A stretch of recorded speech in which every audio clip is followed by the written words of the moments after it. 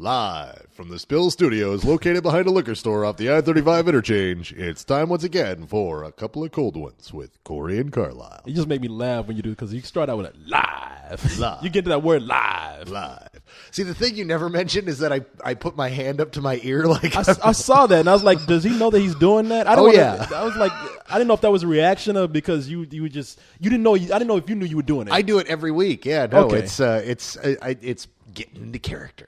Okay. You always see the guys on the TV, you come to, the announcer and he's got his hand up on his little earpiece and he's like, live. Yeah, well, I thought you might have been getting into character, but I thought if I brought it to your attention, you would not be in character anymore. I would bring you out of it, so you might start like, live, this is a couple of cold ones with... This is a couple of cold ones with Corey and Carlisle. Yeah, I'm leaving. And I was just like, you know what? Leaving, old lady. Don't want to bring him out of the moment, so yes, I'm just going to let it happen. Don't want to ruin the illusion for him. Just let the moment happen, baby. Exactly. Just let it happen. Yeah, I'll come over there and put your hand on your ear for you. Just go with it, baby. Just go with it. So, man, it's an interesting week. Our interesting weekend that we had. No, it's not. Well, yeah, it is. It wasn't interesting at all. There was one thing that came out, and as a result, that was all everything was about. We had no screenings this week. No. We had no nothing. It was the quietest, lamest week because everyone's like, get out of the way for Watchmen.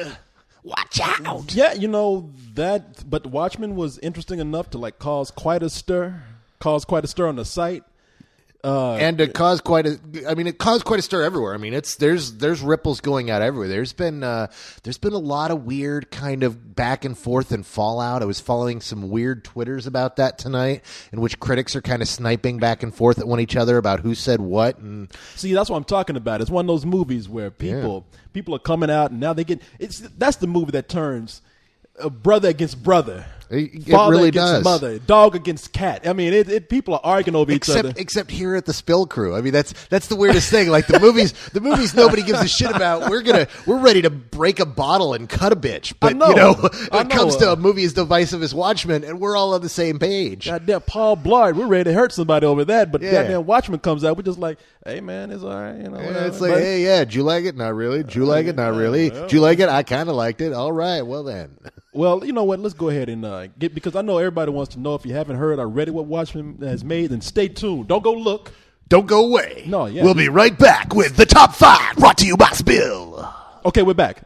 And no, hold on. And we're back. Oh, I'm sorry. You got to have the arm on the That's ear, right. your hand on the ear. And we're back. Welcome back to a couple of cold ones with Corey and Carlisle with tonight's top 5 brought to you by Spill. Well, I thank you, Carlisle. And coming up, we have the number 5. Oh, for fuck's sake. You've got to be fucking kidding me. Put your tongue up my asshole. It's Paul Blart with number 5. You're not asking me to do that. No. Okay, all right. I didn't know if it was a euphemism. Strap a rocket to my ass and call me Superman. There you don't go. actually have to do it. I will do that before I put a tongue in your ass, though. I just want to make sure, because you're looking at me when you said it. My God, put a tongue up my ass, Paul Blart. Yes, because I gave you that loving come hither look. Exactly. Corey Coleman, come here and put your tongue right up my sphincter. I thought you wanted to get some role play because, I still have my security guard uniform. I was thinking, because you were just talking about the fact that, I don't know if I'm drinking too much beer lately. I was thinking about having some wine because it relaxes me. I think that Merlot drinking Corey Coleman is thinking about Let me tell you something, my man. I will never be that relaxed that I want to put a tongue up your ass. Sorry. Ain't nothing relaxing about that. When you write the header for tomorrow, when this goes up and you talk about the various things, today's top 5 and this and this, I want you to putting a tongue up Carlisle's ass. I will not. That's one of the things. Hey, we're talking about it. That's what this podcast is all about. From here at this point on, it's all about tonguing my rim. Well, you know something people might want to know. They're like, tonguing Carlisle, does he really do it? I got to listen to this. I got to find out if that happens. I ought to go record something. I'll start out the podcast like, it's like I have people thinking, oh shit. And we're kidding. I feel like Bernie Mac at the beginning of Soul Men. Rim job, baby. Rim job. Okay. All right. So Paul fucking Blart came back to the top 5, and everybody felt they needed to email me and message me about it. Oh my God, it's back in the top 5. Oh yeah. No, Paul Blart, there are 2 things that have legs that have, for the longest time, for the last couple of months. Paul Blart is one of them. We'll talk about the other one in a little while. Paul Blart, Mall Cop, has made $4,200 this weekend, up to $130. $4,200. I mean, I'm sorry. It made $4,200. It made 4,000. God damn. Maybe it's wishful thinking on my part. $4.2 million. It made $4.2 million, and so far it's made $133 million. Fuck that Actually, movie, $134 million. And so, yeah, Paul Blart, man. Everybody loves that guy. The thing is, this week it's all holdovers, and all of the holdovers this week, every last one of them, is a movie that's been out for fucking ever. Because that brings us to number 4, which goes back even further. Oh, going that goes back to the well. December, man. Actually, November. We're talking about Slumdog Millionaire. No, it was December 12th that it released in theaters. They were releasing it earlier though, because they had it. The reason why I know this was it New York, L.A. in November? It must have been, because I had to go back. All right, here's the deal. This movie just will not go away, and everybody keeps saying, "Why don't you review Slumdog Millionaire?" We're like, we did already. So I'm like, you know what? Fuck it. It's a slow week. We're not going to have anything to review until Thursday night. So I'm going to go ahead and put up a video review of Slumdog Millionaire. And Thursday night? What's coming up this Thursday well, night? we'll talk about that after right. we're done. I'll tell you. I'll fill you in. So I had to go back and. Will you put a tongue up my asshole? I said I won't fill your ass, and I'll fill you in, all right? Oh, fill me, baby. Fill me, Mr. Coleman. God damn, boy. You drink that beer and use that to give yourself some relaxation up your ass. That's right. A beer enema, baby. Fizzle, fizzle. I'm trying to get All your right, ass off my mind. All right, you can't get my ass off your mind now, can you? Not when you keep talking about it. I'm trying my best. I might have to drink before this is over with. Oh, that amuses me so. Let me see. Yeah, you know what? Actually, I'm not going to drink around you because I don't know what you'll be trying to do later on. I feel woozy. Then you got your ass all in my face. Hey, so look, Slumdog Millionaire, number 4. Slumdog Millionaire has brought in $7 million this weekend, and that movie is up to $125 million so far. So it was doing well before by word of mouth. I mean, this movie was so good that people were saying, "You got to see this."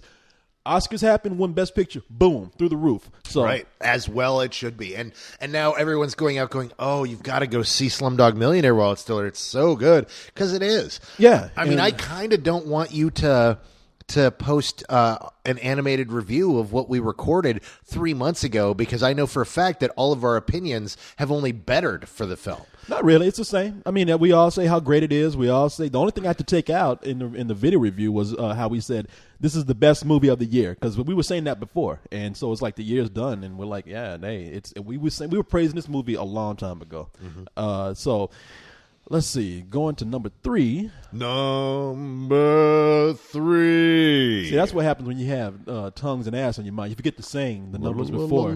Yeah, that's right. Yeah. So when I had a tongue in my ass, I forgot to sing. Is that what you're saying? Number 3 is Told you were gonna have to write about it. Oh, you know something? Hey, it's taken. It is taken. Fox. We talk about Fox a lot, but that's a Fox movie.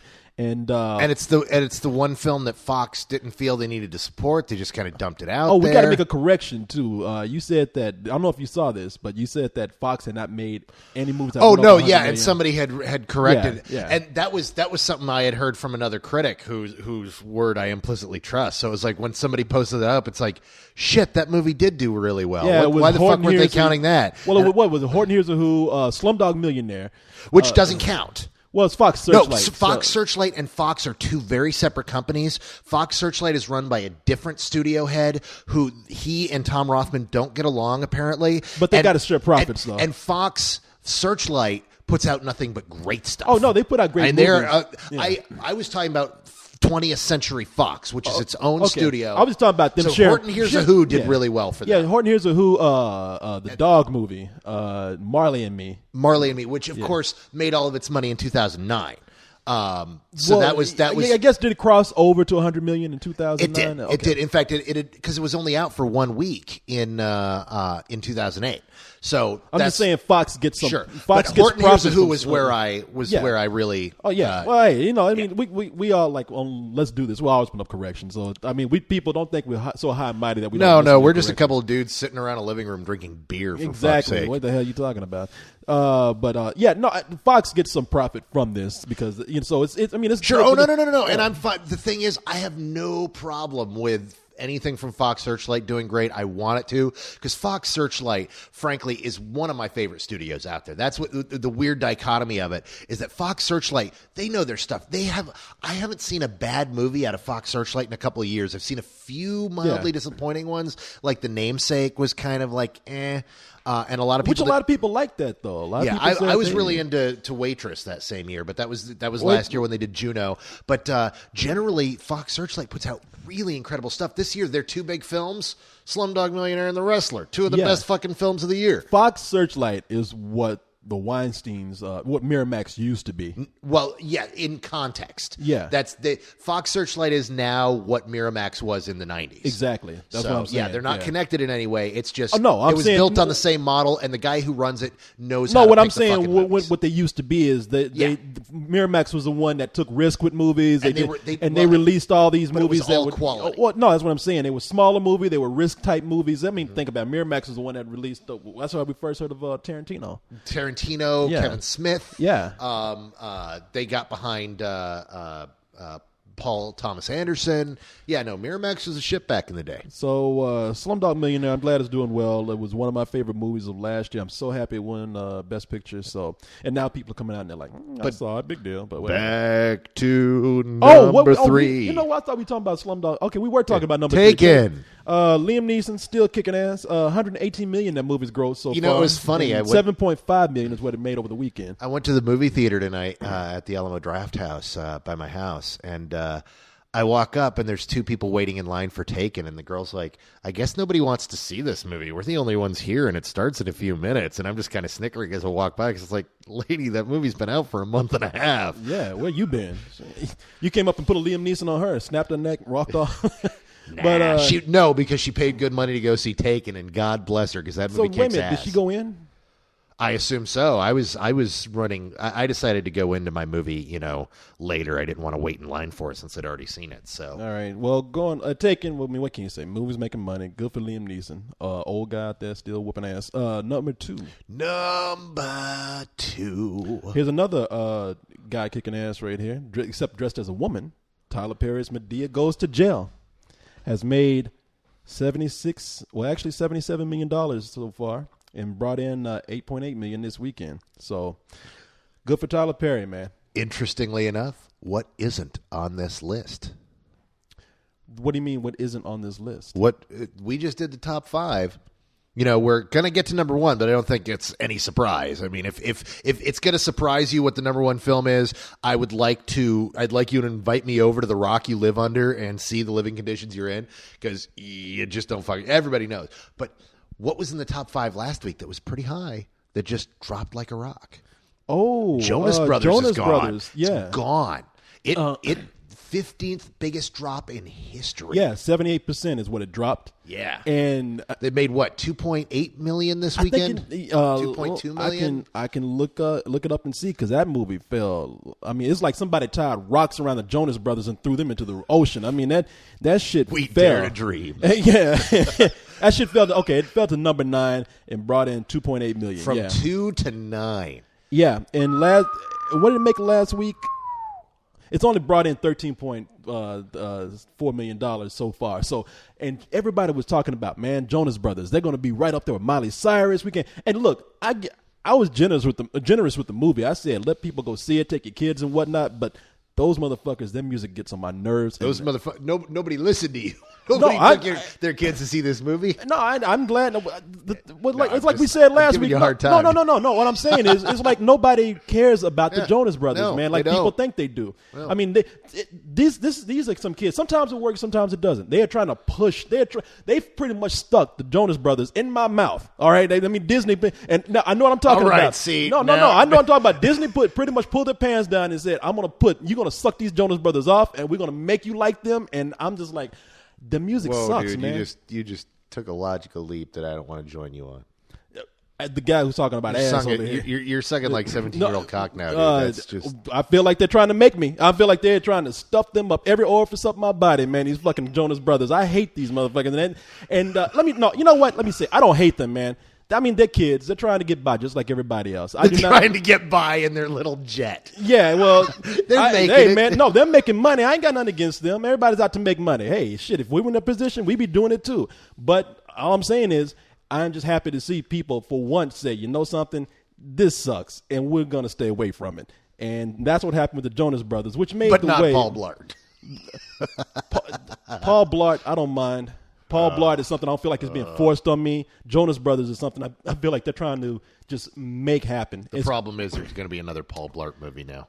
We're going to see more Kevin James really retarded. As long as the Jonas Brothers don't do the soundtrack, I'm fine with Paul Blart. Well, Paul Blart I was never me. worried about the Jonas Brothers because we get these guys every 10 years. Oh, yeah. You know, we had them when they were called the Backstreet Boys. We had them when they were called Hanson. We had them when they were called the New Kids on the Block. We had them when they were called the Jackson fucking 5. Okay? I mean, but there's a difference. There's difference because you grew up with the Jackson fucking 5, and you identify that music the same way some of these kids are going to grow up with Miley Cyrus and the Jonas Brothers. Well, we talked, like Leon and I talked about this. A lot of people like to say the Jonas Brothers are the Beatles. The Jonas Brothers are the Jackson 5. It's like the Jackson 5 were similar to the Jonas Brothers in that they were manufactured by an abusive dad. Yeah. But nevertheless, these guys were badass. So Jonas and the music. Yeah, no, the Jackson music 5 was were great. I mean, yeah. I'm just saying that And they could exist. sing. They're the same. They're the same. They're the same concept. I'm not comparing quality because I got to say I've got some Jackson 5 on my MP3 No, player. Jackson 5 were great. Now, you listen to the Jonas Brothers. They got one dude that is probably the most talented, and he ain't getting the shit out of that whole group. He's a guy. Well, that's almost every single one of these groups. Yeah, they have yeah. one really talented brother, and they have the other one play the drums. Michael Jackson could sing, though. That Joe cannot sing worth a so shit. Tell me about the talent of Tito. Well, no, Michael Jackson was the front Jermaine, man. Yeah. maybe. But they weren't the front people, though. They knew who had the talent. They let that little motherfucker go. Michael, at the time, they said, "Hey, put his ripcord. Let that little let motherfucker that go. son of a bitch go. Put him in the front." And and the dad was kind of like, "Look, I'll slap the shit out of anyone if you try to pull him out of the spotlight. Let him go. Let him do what he wants to." The Jonas Brothers, man, god damn, a box of cereal is more interesting than these dudes. I mean, hey, what can I say? Anyway, Jonas Brothers out of the Which top 10 brings us to the number one film. I'm going to look down on the top 5, and you're going to say, what's the number one film? And I'm going to answer, I don't know. You were so into that. Look at that. Is that a little performance piece by you? No. Well, needless to say, It's Watchmen, Watchmen baby. was number one. However, it brought in $55.7 million, which means that it sort of underperformed. Not Possibly. well. Now, we're looking at the Sunday numbers. I'm actually cautious about this number this week. And the reason is if you look at the numbers, did $25 million its opening day. And then it did $19 million Saturday.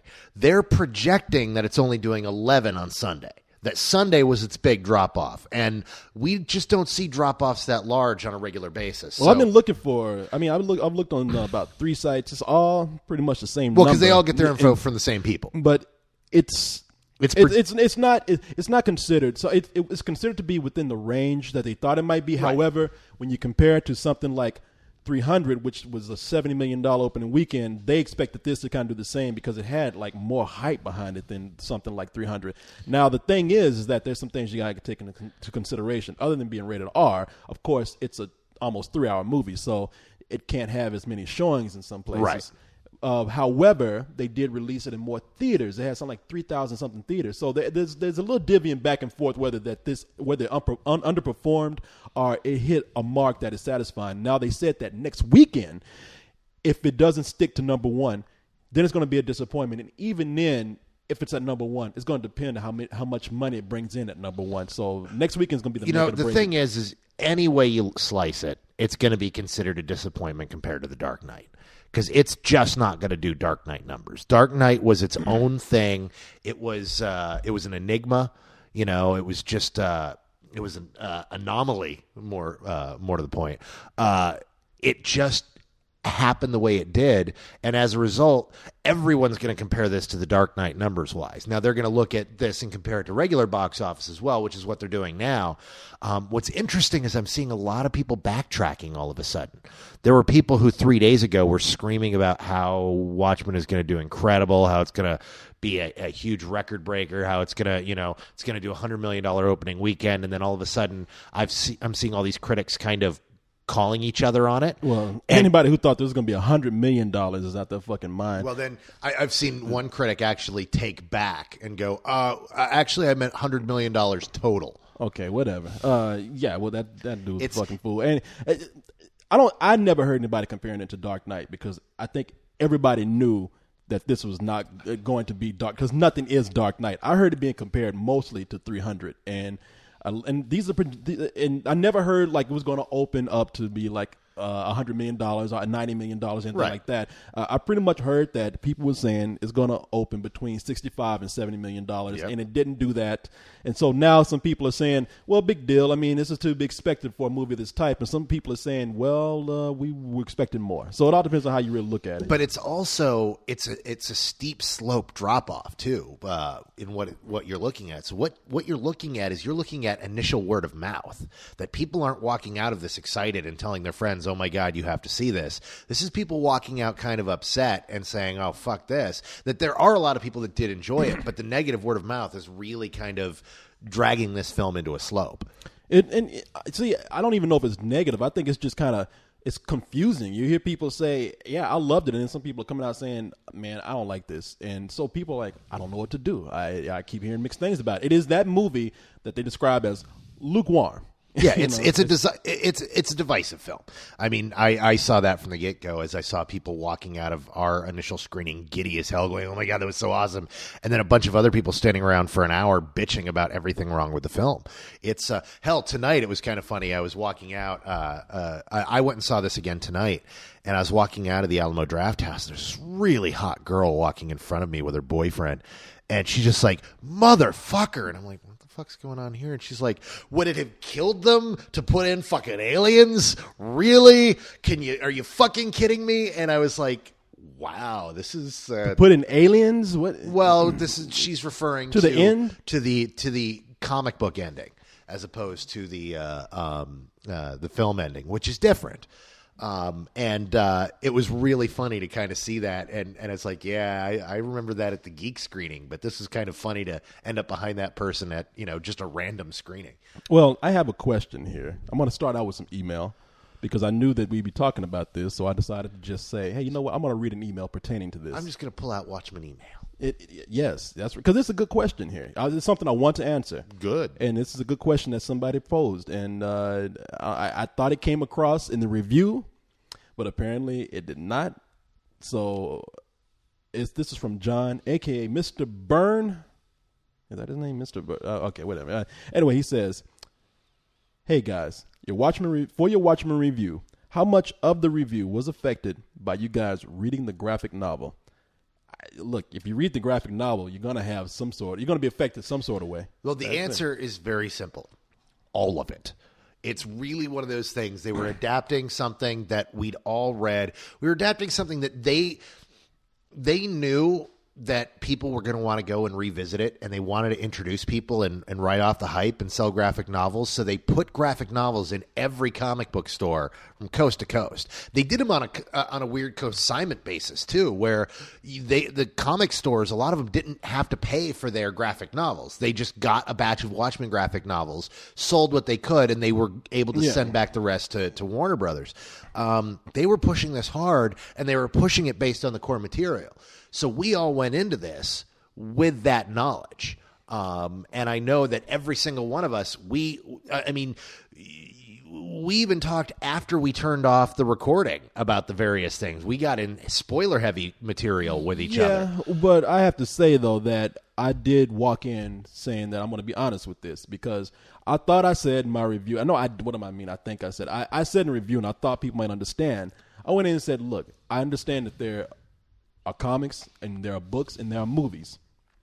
And the movie's not going to be like the comic. I mean, there's things they got to change. They got to take out stuff. They got to shorten it. And they're not going to fit. And we've been saying this for months now. They're not going to fit everything in that book into the movie. Not at all. So right there, you got to kind of take yourself out of it. And I said, you know what I'm going to do? And I said most of the things that I judged this movie on were movie things.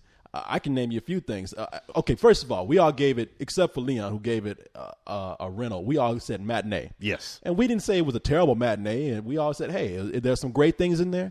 There's some things that are not so great. Things that I named that I didn't like with this movie were pretty much all movie things. I didn't like some of the music cues. I didn't like some of the acting. And I didn't like some of the way they said some of the dialogue. I felt like it was kind of cheesy. Now that might be the director's fault for not giving them enough direction to read those lines. But as far as the book goes, I said I did criticize it, saying I don't think it captured what Alan Moore, the writer, really meant for that book to be, and I understand his point of view. That was my opinion of it. My review was almost entirely based upon the material, because it's really great material. It's what we consider to be one of the greatest comic book stories ever told. It's just a really incredible story. It's one of the greatest books ever, and as a result, when you grow up with a book, when you read a book once every decade, and it grows up with you, and you get more out of it every time you read it. I mean, keep in mind that this book came out and it was time appropriate. I mean, he set the movie in 1985. Yeah. The book came out in 1985. Yeah. 85 and 86, I believe. And we grew up with that. I read it in the late 80s, and then I read it again in the 90s. And then I read it last year when a friend of mine lent it to me and said, here, go ahead, reread it. And it really was one of those things where you get more out of it every time you look at it. And as you really dig into something like that, and something becomes a part of you, eventually when somebody brings it to the screen, you're going to compare it to everything you know about that work. It's inevitable that, I mean, you cannot walk in there and say, I'm not affected by this, but I do have to say, I saw it in two different ways. I say, look, I'm giving a movie review, so I'm going to give my opinions about the pacing, which I thought was kind of slow. I thought some of it was kind of boring, but at the same time, I thought some of it was really good. Now, if I was to make a comparison to the book, I'd be like, no way. That's a totally different discussion. But if you ask me, hey, what do you think about it as a movie? It was entertaining. It was good. How was it as a movie translation from the book or adaptation? Not so strong. Well, I went and saw it tonight with the express intent of watching it as a film. I was able to separate myself from, okay, here's how I feel about this source material. I went and watched the Watchmen comic adaptation DVD twice last week while I was painting. Really enjoyed the hell out of that, going back through that, experiencing it in that way and comparing it to the film. And then I was able to completely separate myself and go, okay, it's clearly not this material. Let's go in and watch it as a film. And I watched it as a film tonight. I was like, you know what? This is a good movie. I'm no longer disappointed in this film. But it's not The Watchmen. It is in so much that they captured so many great scenes, so many great moments, and there's so many things they do better in the film than they do in the comic.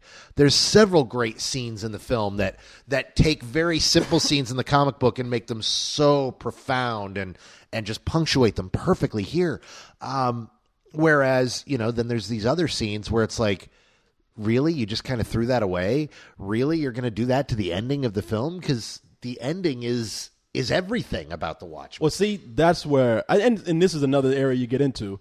I mean, this is a sign of a great book. This is why I didn't get in and answer people, or when people telling me they either agree with us or they hated us for what we said about the movie, because this is that kind of movie. It's open. It's such a great story that is open for that kind of interpretation. Because, see, where you hated the ending, I thought it was better than the book.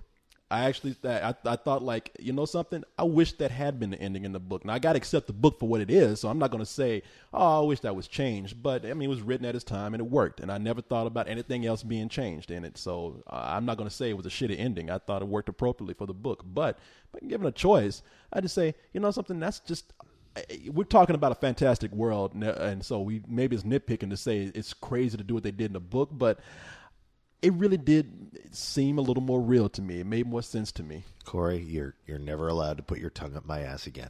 Is that what did it? Is that? My God! I let me, can't believe you didn't get the ending to The Watchmen. Let me tell you something. Oh my fucking God! I love the ending. Man, that ending is 10 a million times better than the book. If that's what's going to make you hit, that is going to make you feel that way. You're gonna have to find some other asshole to tongue, my friend. All right. Oh man. my God! Damn. Shit! I ruined it.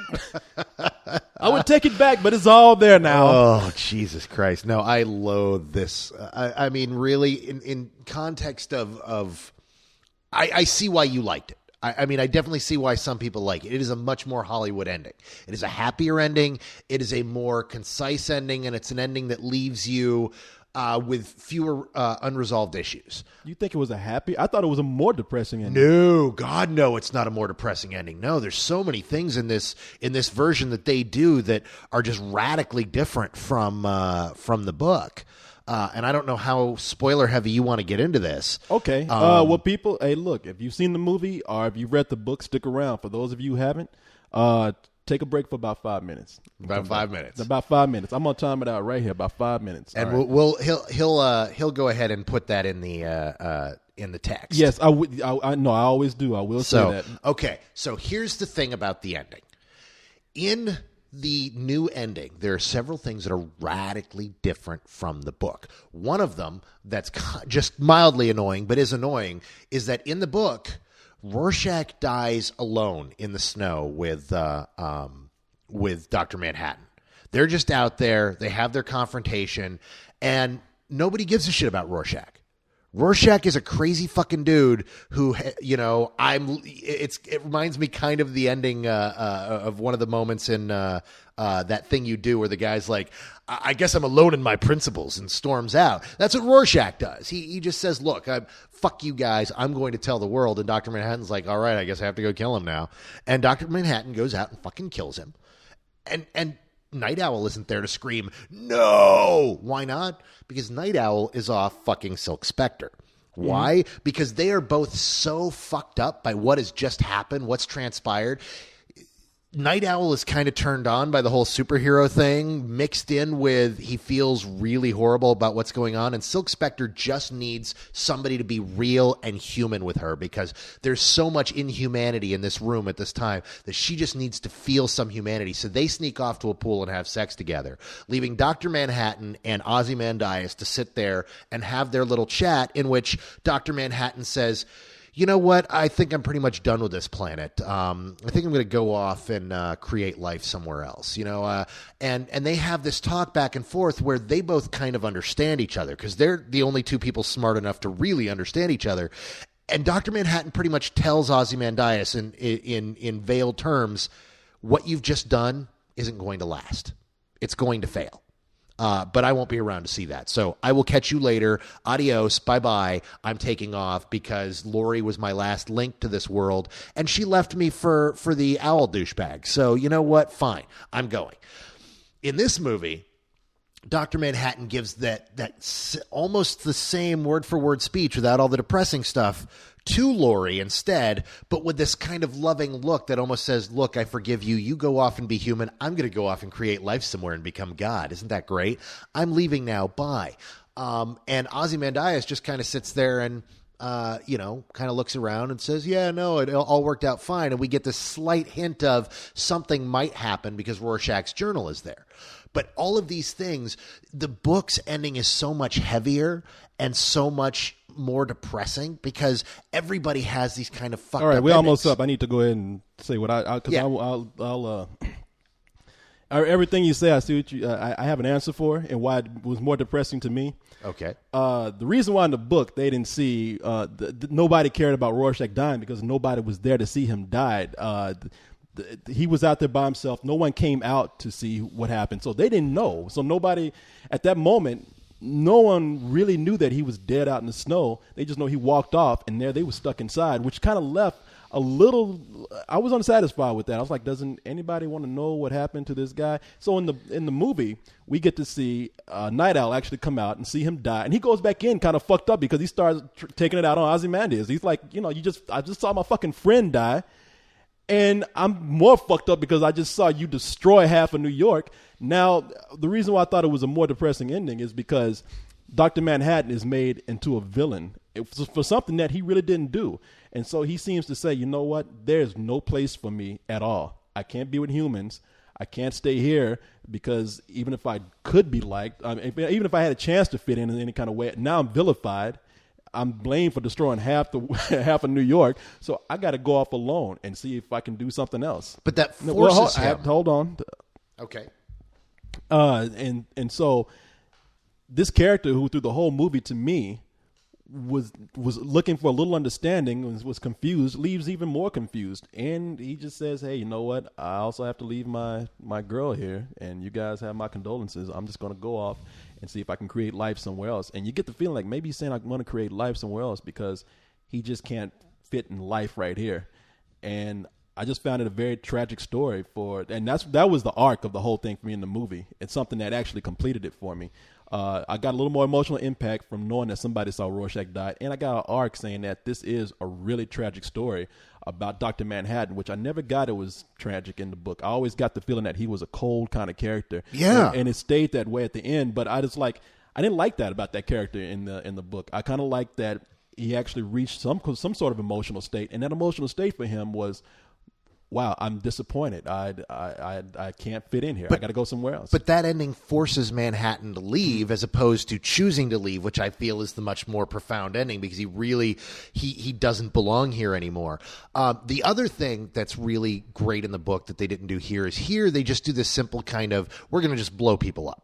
They're going to float up and then they're going to disintegrate. But they do it to 15 million people instead of 3 million people, so it's supposed to have more impact.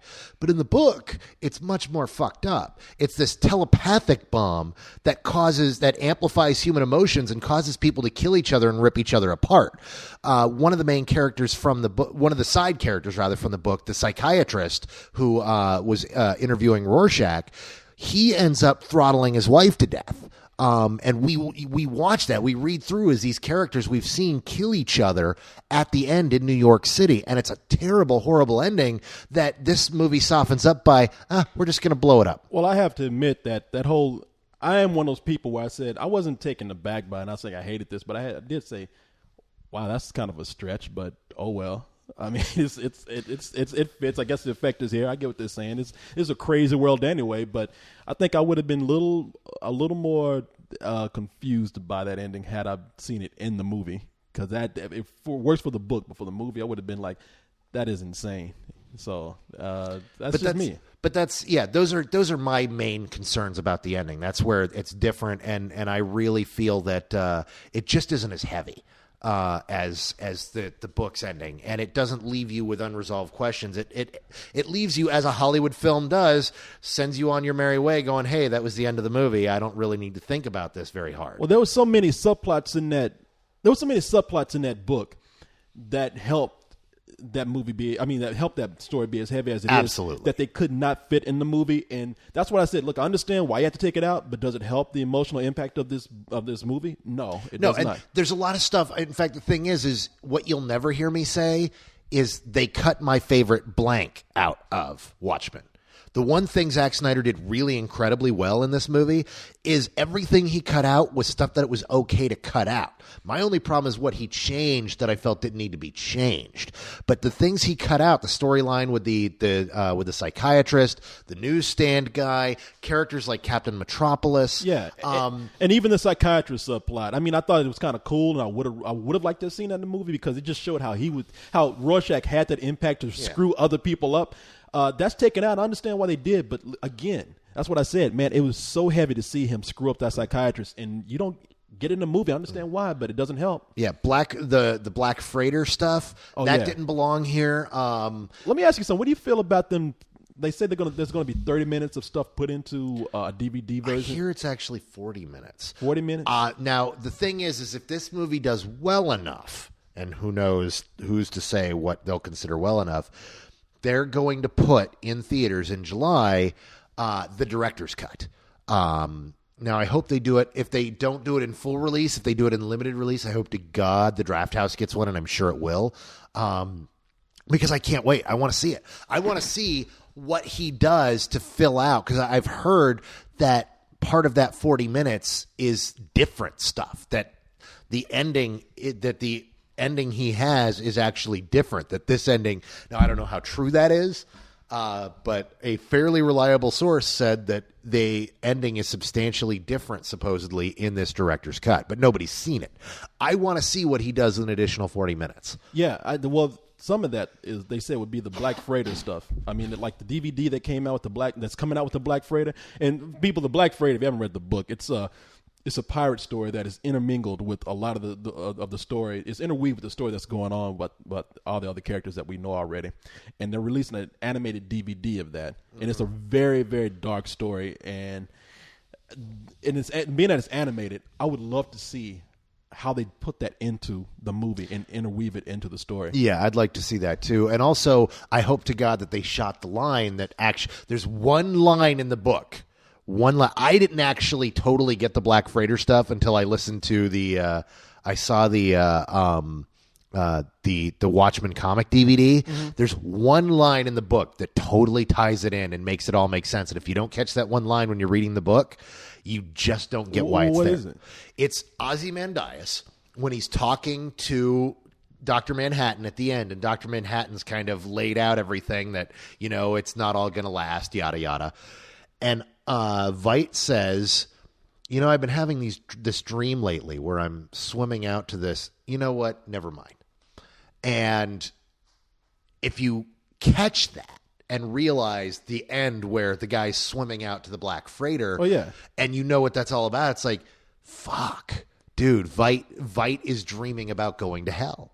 He's and it all comes together, and you're like, oh my God, that's what that's all about. See, it's all that layering in the book that you can go back and read it so many times and get so many things. It's so genius, and it's so hard to adapt. But my problem with the film overall was just that Snyder spent so much time adapting specific things and just kind of throwing out other things that I felt weren't things that needed to be thrown out. Yeah, and I see what you're saying. I'm surprised to hear that a lot of people. I will take. I don't argue with people on this, but I do sense a certain disappointment when I hear people say, "I like the movie better than the book." And look, if you haven't read the book and you say, I love this movie," then I'm like, "Hey, good for you." I mean, I think it's an entertaining movie. I liked it. I thought there were a lot of great things in there. But for somebody to say, "I like the movie better than the book," means you just missed every little piece of subtext that was in that book, and I mean, and you just wanted something light. I don't get it. And the thing is that the thing that actually has hurt me this week is this weekend in particular is I've had several friends like email me or Twitter me and they always start off the same. "I'm sorry, dude, but I liked it," and I have to write them back this letter saying, "Dude, don't apologize to me. I wish I loved it like you did. I mean, I gave my opinion out of my experience. Please, by all means, I'm glad you had a great time. I hope that my disappointment led to you lowering your expectations to really enjoying it. But you got an experience I wish I had because I wanted nothing more than to enjoy the shit out of this movie." Well, what gets me is people who write me and say, "You guys are you're full of shit. Or your opinions are bullshit." And I'm like, I don't care. If you like them, that's the movie review business. Yeah, man. No, and it's not. I'm not upset about it. I understand. Yeah. It just makes me laugh. How people I'm like, man, you know what? If you like that movie, it's not going to change what color my shit was today. I got a letter this week that really, it was one of those, oh my God letters. In fact, I'm in my spoiler filled written review for this that I'm going to be posting this week. I'm actually going to address this because this guy wrote me just saying, "I don't know what's happened to geekdom. I used to love reading your site. I've read your site for 10 years, and geekdom's changed. I went to the Watchmen screening the other night with Dave Gibbons and had the best time. And he about the artist who drew the Watchmen book? Yeah, he loved the movie, and I loved the movie. And Dave Gibbons got paid. That's why he loved that fucking movie. What do you think? He's like, "You guys are just too critical, and clearly you guys are making geekdom not fun anymore, so I'm leaving. I'm never reading you again. Goodbye." And it's kind of like, wow, dude, sorry, but... I'd have never taken a movie that seriously where it changed the mood of my day. I mean, I might have seen something that disappointed me. I have. Got angry. I might have seen something that angered me when I saw it. But look, movies, I get paid to review them, and that's what I do. I don't get paid to really lose sleep over what people fucking think.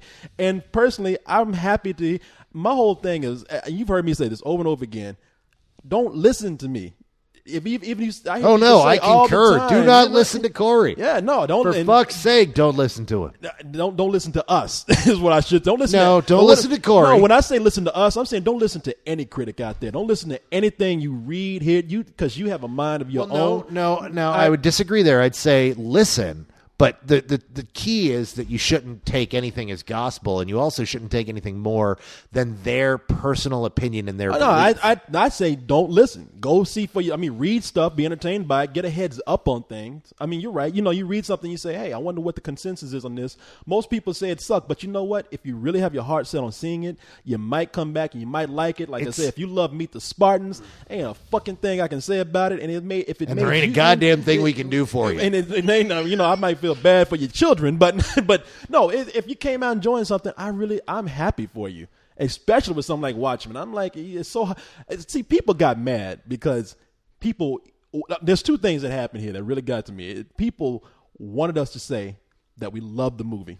And when we didn't say that we loved it, people went all ape shit. And then there are some people who saw that review and said, you know what? Oh, these guys said matinee. I'm so glad you guys said that movie sucked. I knew it would suck. And it's like, we never said it sucked either. So people just can't stand anything that doesn't lean one way or the other. Well, yeah, and that's this business, and that's one of the things with the internet is everybody's opinion kind of comes together, and you hear the stuff that we never heard before. You know, you talk to some of these old guys like Ebert, who's been getting these letters for years. I mean, there are people that write nasty letters, especially back in the day when the only way to get your opinion across was to actually write a physical letter, put a stamp on it, and mail it to somebody. Oh, yeah, no, I mean, look, I know how it goes. I'm not upset about it. And this is going to the next big movie that comes up. If we don't say we love it, then people gonna go crazy about that too. But I know how this business goes, and I'm very happy about it. In fact, I love it that people are so that they are so controversial about this, and they're getting into so many discussions because it means that we are having some kind of impact. The moment I start getting people who don't like me and just start fucking with me for no reason at all, just because I'm me, I know that I've done something right. Yeah. And I'm getting that right now. I'm getting about 3 people that just fuck with me, just to fuck with me, and I'm like, hey man, make my day. Shit, I'm happy about that. You have not gotten anywhere in this business until you have your own troll. And I have mine. I told this dude. I'm even going to Who's your troll? No, call out your troll. I will Lament. And I told that dude, the troll under the bridge. Who I call for me, I dubbed him. For me, he's the first little bitch of Spill is what I called him. The for me. first little bitch. Really? He's the first little. No, he's not. not. You already have your little bitch. Who is that? Oh, Ken ain't my bitch, man. Ken's a cool I didn't guy. say shit. I know. No, that look on your face. You held up a sign like people hold up 10 at the Olympics. You held up Kent over your head. No, Ken is cool, man. Lament is this dude that he comes on. He complains. Everything that I put up, he hates. He complains to the other guys about me, like I've really done something. I've never even heard of the guy. I guess because he goes on Leog and says Corey said this to me, and they're like, we don't have anything to fucking do with him around here. What are you fucking with us about it for? And this is our special little world. Yeah, it's Leog. This is Leog world. And so I just said, hey, man, I kind of fuck with him a little bit because I know to get rid of a troll, you ignore him. But this guy, I kind of like having around because he makes me kind of feel important. He makes me feel cool. I love this guy, man. I told him, I said, you and I are going to have a Batman-Joker relationship going on for a while. I said, I talk until I grow weary of it and I throw your ass in Arkham Asylum. Exactly. And just forget about you. and Goodbye, Lament. And he'll be back. So goodbye with your queer little name, Lament. Oh, and that's what he does. He acts like he can't spell. He ends everything saying, "Sorry for the bad spelling. I'm French." And it's like, this is the French guy. He's not fucking French. He's not French at all. Are you sure? I'm pretty. We don't know of anything for certain with these crazy ass people, but I would go out on a limb and say that this guy's not French. He's just saying some crazy shit. So, hey, you know what? I think he likes you though.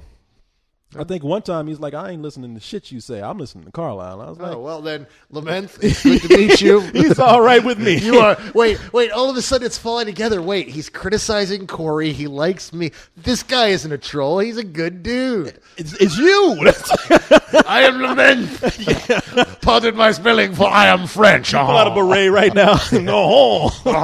Enchanté. Life is shit. Get used to it, Coleman. And I think Zero, this guy Zero, zero. I don't know if he. I'm not gonna call him a troll. I think he just comes in and is just very critical of certain things. I don't know if he's just critical towards me or what, but whatever. I mean, I'm sure you got about like 10 of them, right? I don't have many on Spill because I barely have the time to talk to the people I really love on Spill, let alone give any attention to the trolls whatsoever. So they like say 2 or 3 nasty things to me. It's like, that motherfucker ignores me. Like I get mail or comments every once in a while from people, I really like Scriv saying, I miss us talking. And it's like, I miss having time to talk. Yeah. But, but over on Ain't It Cool, I have some great trolls. I have this one troll right now that in a review sometime last year, I used the phrase, when you review films for a living, occasionally you have to wake up early in the morning to see a film like this. And this guy came out and said, well, I can't understand how this quality of review could possibly be paid for. So clearly they're not paying for you. I want to know who's paying you to review movies for a living. And I just ignored him. Well, he took that as, clearly this guy doesn't get paid and he won't admit it. So he pops up like once a month, once every 2 months, throwing this fit. And he's got like 3 or 4 sock puppets that come in and he'll pipe in. For those of you that don't know, a sock puppet is an additional account that you have another name under to use to parrot things and to make it sound like many people are saying the same things. But once you've done this long enough, you can identify people's writing patterns and what words they like to use and phraseology. And you also come to realize that nobody fucking cares whether I get paid to do this or not. And the fact whether I do or don't is immaterial. And I find it really funny because I don't have a day job, so I must be living off some fantastically wealthy woman.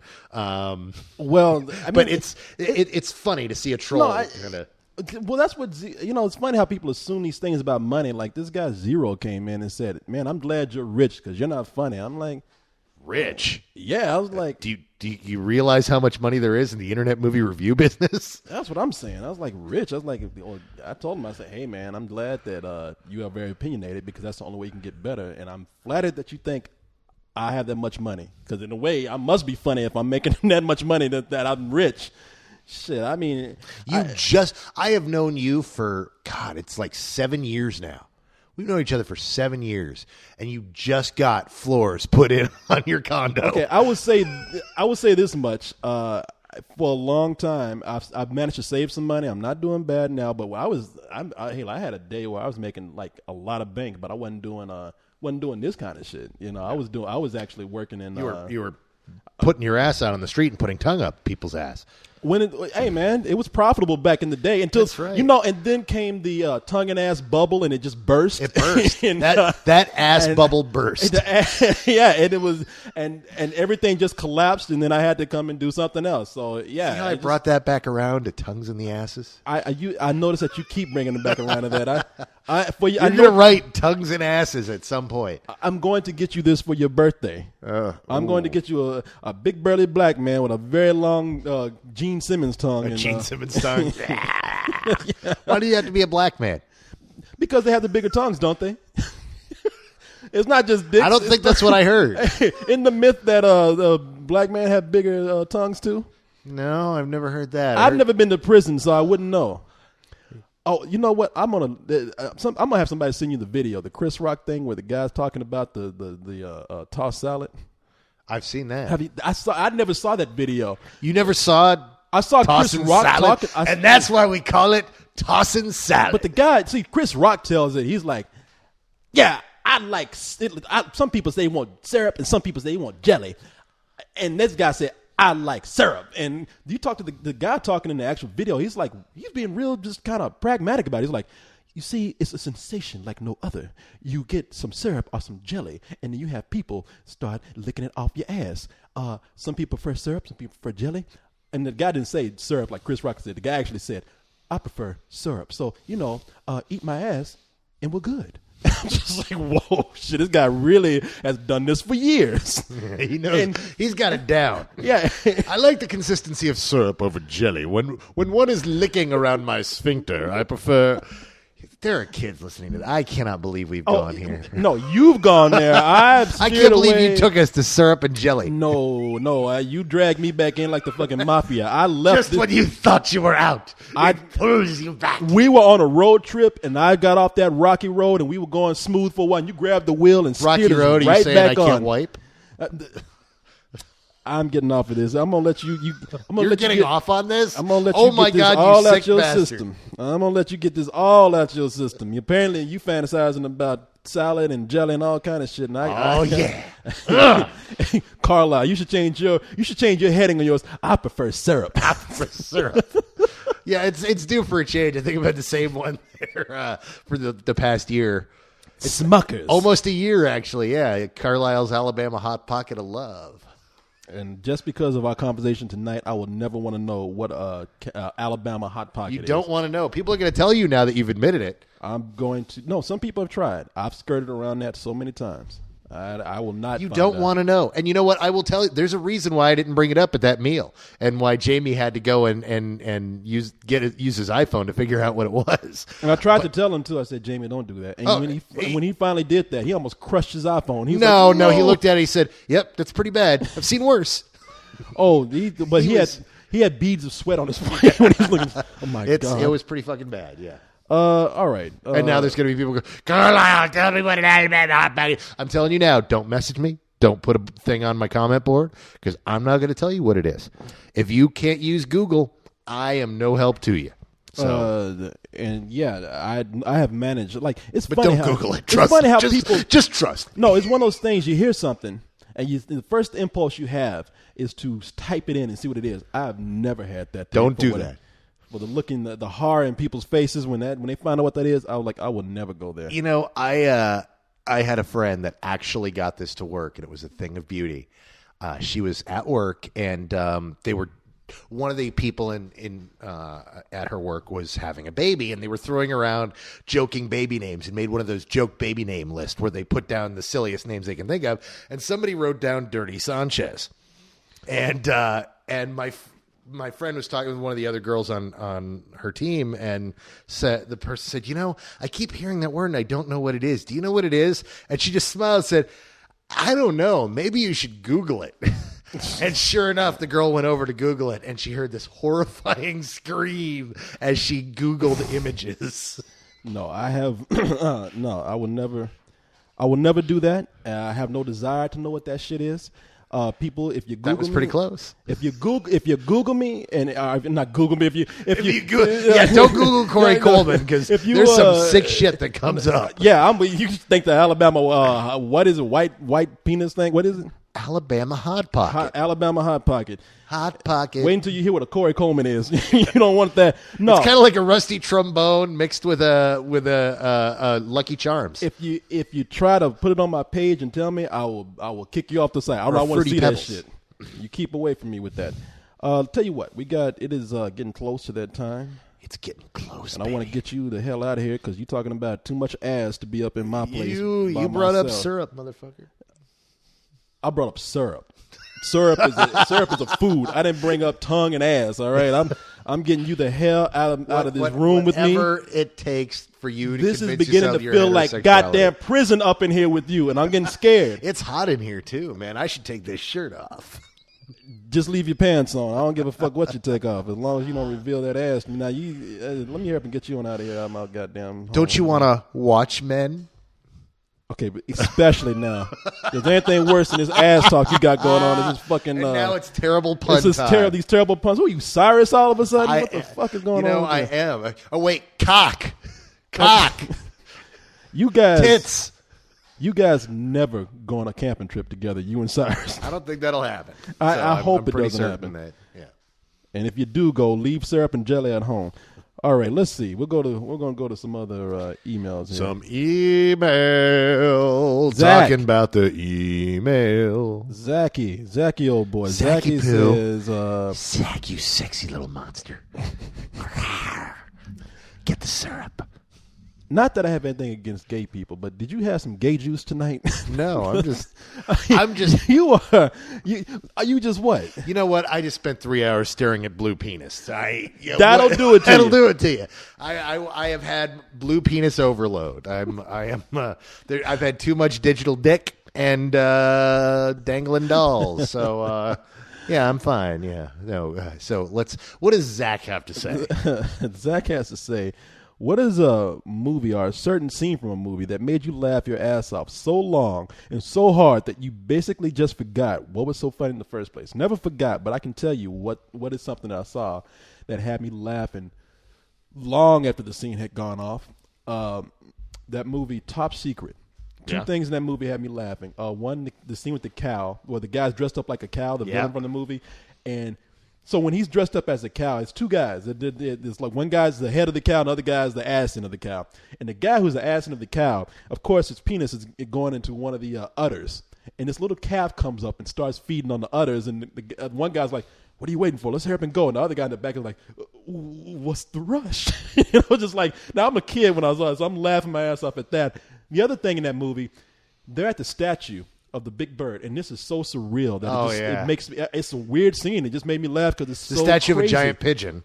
It's a giant pigeon, so it's a statue of a giant pigeon. So humans start coming down on it, and when they're coming down, they're naked and they're pissing all over the place. And I'm like, that is the weirdest fucking thing. They're crapping. They're crapping on the bird statue. Well, I thought they were crapping, but the pigeon, and they flew away, and the pigeon actually crapped.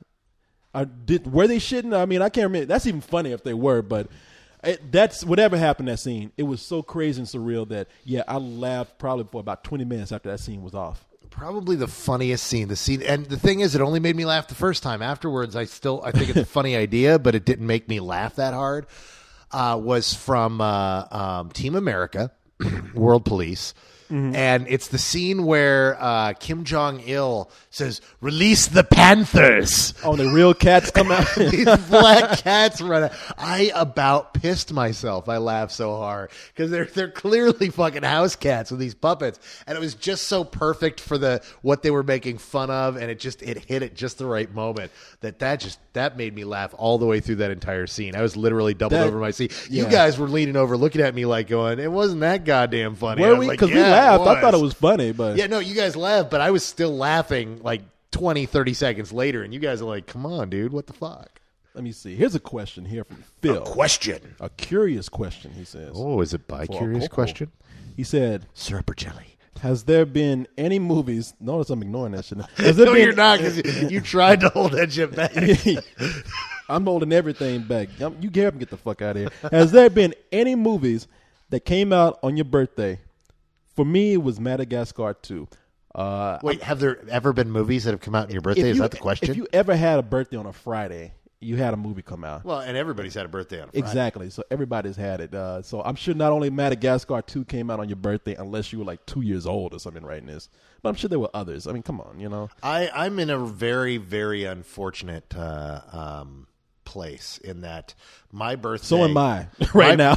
Well, no, in fact, that's actually the thing is you and I have birthdays that are a day after one another.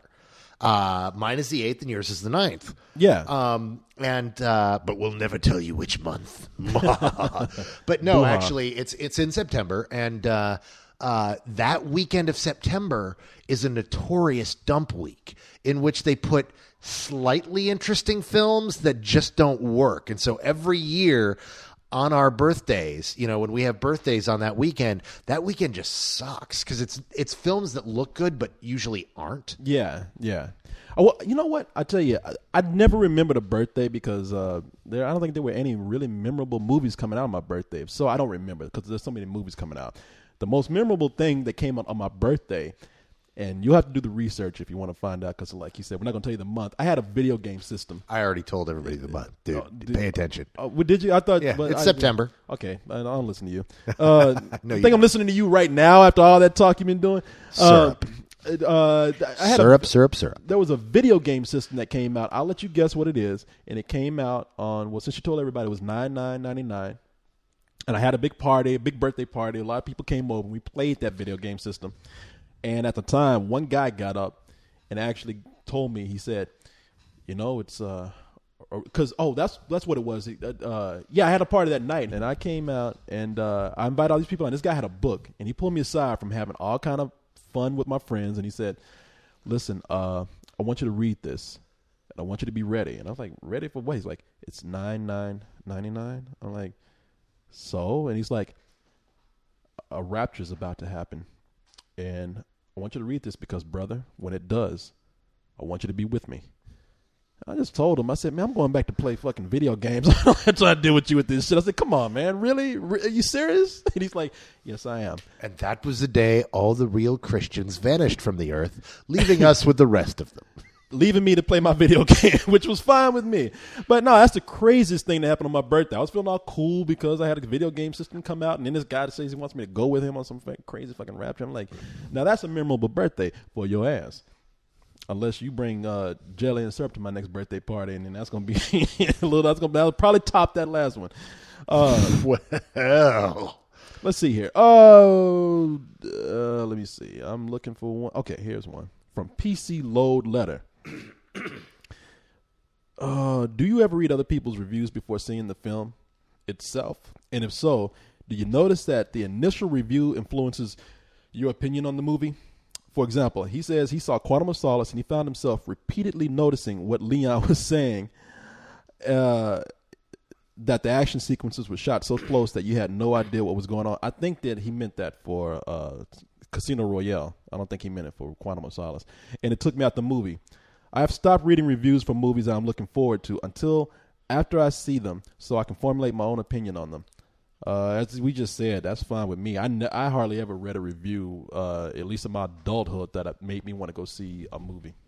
In fact, I learned, I'm sorry, I'll let you talk. I learned early on, because this is why I started doing this stuff, because I was a big fan of movie critics when I was like 11 or 12 years old. And I got burned at that age by looking at critics' names on movie quotes, and I was saying, okay, that's bullshit. I don't anymore. But that's mostly because this is what I do. And I find that you're absolutely correct. Oh, God, we're at the end and I'm out of beer. No, these people really do. These reviews do influence what you do. A good one does, at least. And it tells you things that actually are there that you pay attention to. And some people want that experience. Some people want their experience heightened by reviews. Some people prefer reviews after the fact. There's a couple of critics I know that specifically write their reviews to be after the fact reviews, even though they go up before the movie's out.